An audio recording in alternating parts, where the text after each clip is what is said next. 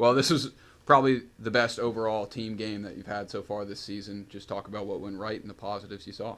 Well, I mean, we weren't frustrated at the beginning. I thought, we talked about never taking an opponent lightly, and I thought we started out taking Erskine lightly. And Erskine's a good team. They fought Limestone. They only lost by 6 to Limestone. They were in the game with Georgia College. I mean, they're nothing to pass over. So I was very frustrated early because I thought our energy was low, and I didn't think we set the tone early, and that's what we've been talking about for 2 days straight. So we really challenged them at halftime to come out, and we basically said it's 0-0 right now.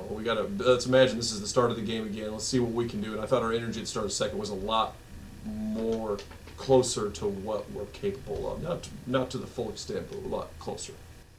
Yeah, I think 6 players finished with 10 or more points in this one. So talk about the depth on the team and how you can use that going forward. Also, I was a little more proud with the rebounding. Just having multiple guys double-digit rebounds, have guys getting 8 rebounds in 17 minutes and 6 rebounds in 17. I mean, that's efficiency that I'm very proud of. We got weapons on this team, and we're going to try to utilize those to the best of our ability. But the nitty-gritty that makes us successful is defense and rebounding, and that's what we're going to focus on. Offensively, it comes with it, but we're going to focus primarily on those 2 things that have brought us success in the past. Yeah, this is for everybody up there, but talk about the team chemistry and the excitement when you see those young guys going and making plays in the later stage of the game. The Tyree dunk, how does that build up that team chemistry and helps y'all moving forward? Well, I think, to start off, first off, if you look at the player with the most minutes, I think was Tyrell with 23. So, we're going to have times throughout the season where these guys are going to have to come in and actually know how to play. So to be able to have that blessing where Tyrell's the most lean, everybody is playing almost double digit and stuff like that minutes is very big, and it just it helps them out there, and then us being excited watching them play and figuring it out, it makes it that much better. In my opinion, so. Yeah, I agree. I'd like to see how players come off the bench, or including me, we're able to come off the bench and set the same tone as the starting 5, and it's just great to see. That's all I got, Chris. Yeah, what'd you say in that first time out when your face was as red as lipstick? I don't think I could say any of that on camera.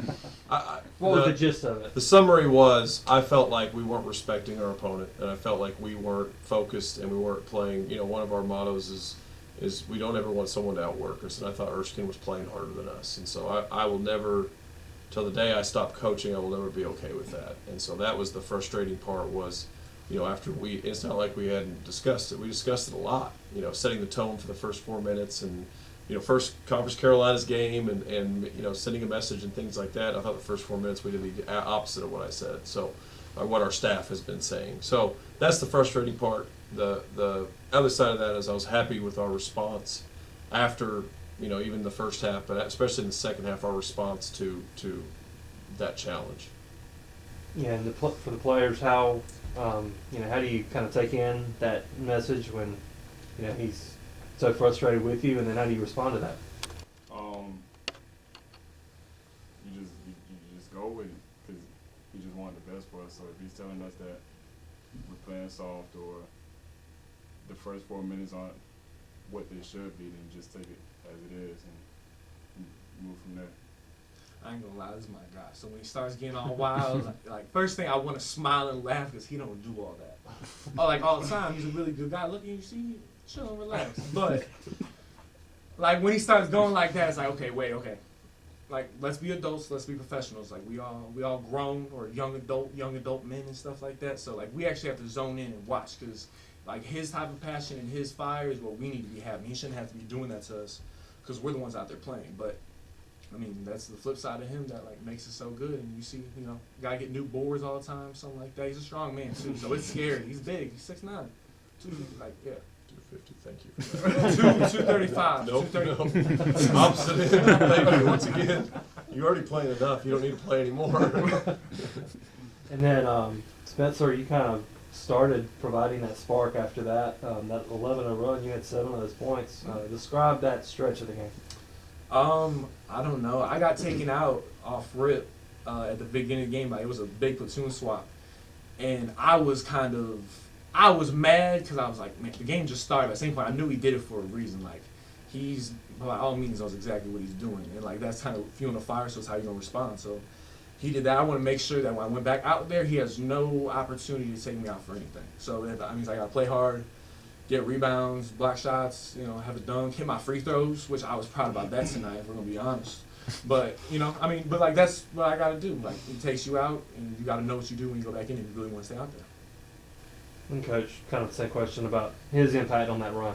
Yeah, I mean, we've tried to make it a point of emphasis to get Spence the ball. He shoots a pretty good percentage in there. So, at times I thought even at Fayetteville State, I thought we did a poor job of getting the ball in the first half. And second half, I thought we really made an emphasis of it. So when Spence is aggressive, guys feed off his energy. And regardless of, even if, he's not getting the ball, he still rebounds, he still defends, he does all those things. So, when we pull guys like Spencer out of the game, or Tyrell, or Ratliff, or whoever, it's a challenge to them, because ultimately the best motivator in coaching is the bench, and these guys shouldn't be on the bench, and there's a reason why they're on there. So to see him respond, I think it shows his maturity. I think it shows Tyrell and Snipes, and Dion's still growing in that in some ways, but it shows their maturity to be able to take that, and then when they get back in the game, have the impact that he did.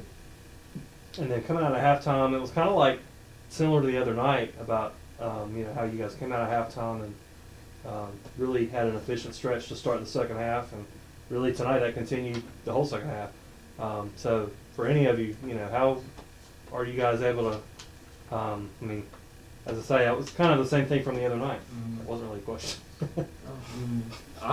We have really good cardio. That's one big thing that we emphasize, I think, and mentally being there. Like we've been working on not shutting down, being mentally strong, but our cardio is always there.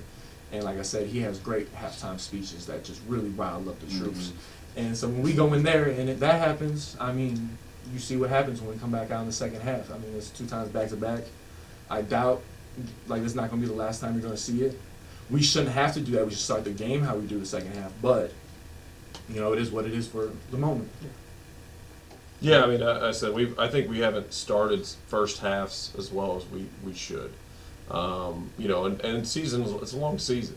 There's just spinning plates. One plate starts wobbling, you got to spin it. And I think one of the plates that we're not doing a great job of spinning right now is starting the game, or even kind of in the middle of the first. I don't necessarily started the game. We've started other games well, but in the middle of that first half, kind of having a lull.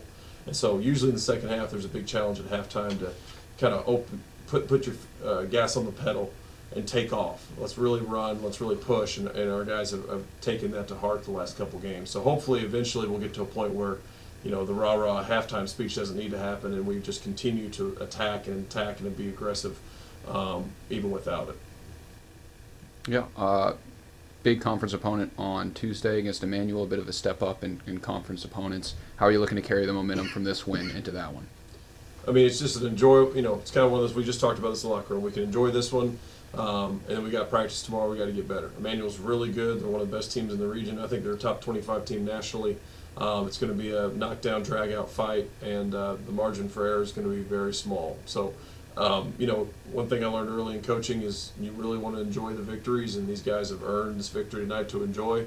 Once that sun rises tomorrow, we got to get back to work, because there's an unbelievable opportunity coming up on Tuesday. All right. Anything else? Good. Thanks, Coach. Thanks.